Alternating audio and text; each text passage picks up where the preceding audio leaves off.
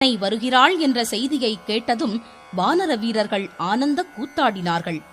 அவளை பார்ப்பதற்காக ஓடிச் சென்று பல்லக்கை சூழ்ந்து கொண்டனர். சுக்ரீவன் சிறு பிரம்பினால் அவர்களை அடித்து விரட்டினான்.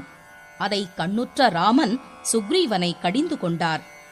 சுக்ரீவா, உன் செய்கையை நான் ஏற்க மாட்டேன். எந்த பெண்ணுக்காக கிஷ்கிந்தையை விட்டு புறப்பட்டு ஆழ்கடலையும் கடந்து வந்து போரிட்டார்களோ அவளை பார்க்க அவர்களுக்கு ஆவல் எழுவது இயற்கையே. வீரர்களை வரிசையாக நிற்க வைத்துவிட்டு ஜானகியை இறங்கி நடந்து வரச் சொல்.